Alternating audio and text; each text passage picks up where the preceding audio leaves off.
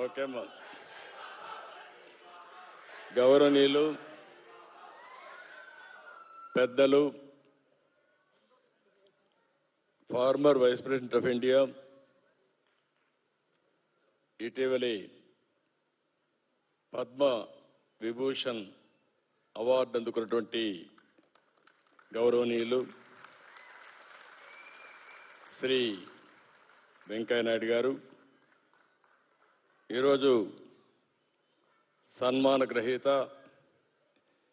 ఇప్పుడు కూడా చూస్తా ఉంటే 83 సంవత్సరాలైనా 40-50 సంవత్సరాల కుర్రవాడు వారిగా కనిపిస్తున్నాడు మురళీమోహన్ గారు. ఇప్పుడు కూడా రెడీగా ఉన్నాడు సినిమాల్లో యాక్ట్ చేయడానికి, యాక్ట్ చేస్తూనే ఉన్నాడు. అది కూడా హీరోగా యాక్ట్ చేయడానికి కూడా సిద్ధంగా ఉన్నాడు.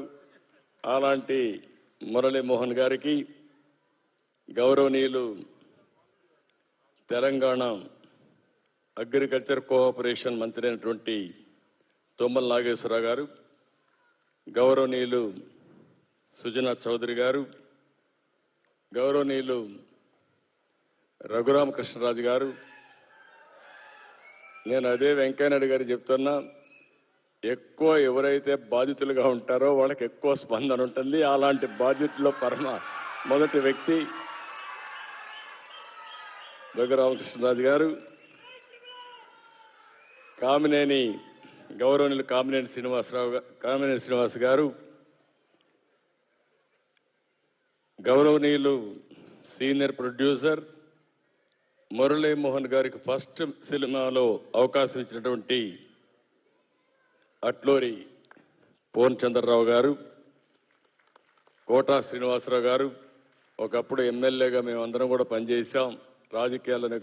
సినిమాలోనే కాకుండా రాజకీయాల్లో బ్రహ్మాండంగా రాణించిన వ్యక్తి.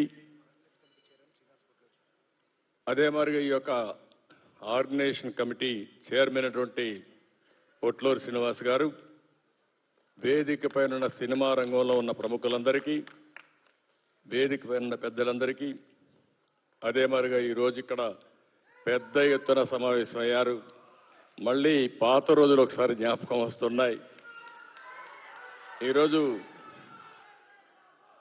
ఏదైతే ఇక్కడ చూస్తే శిల్పకళా వేదిక, ఇది ఆ రోజు ఏ విధంగా నిర్మాణం చేశామో ఒకసారి ఆలోచించుకుంటే ఈరోజు మీ ఉత్సాహానికి కారణం కూడా అదే అనిపిస్తుంది నాకు. అలాంటి ఈ యొక్క ఎందుకంటే చాలా రోజుల తర్వాత నేను మళ్ళీ శిల్పకళా వేదిక వచ్చాను. పూర్వ రోజులన్నీ ఒకసారి సినిమాలో మారిగా జ్ఞాపకం వస్తున్నాయి.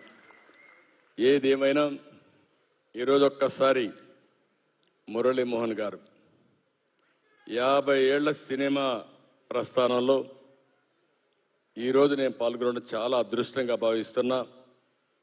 50 సంవత్సరాలు ఒక చరిత్ర. ఎందుకంటే 50 సంవత్సరాలు సుదీర్ఘ సినీ ప్రస్థానం అనే విషయం చాలా చిన్న విషయం కాదు. ఇది ఒక అరుదైన అనుభవం, అరుదైన వ్యక్తి మురళీమోహన్ గారు.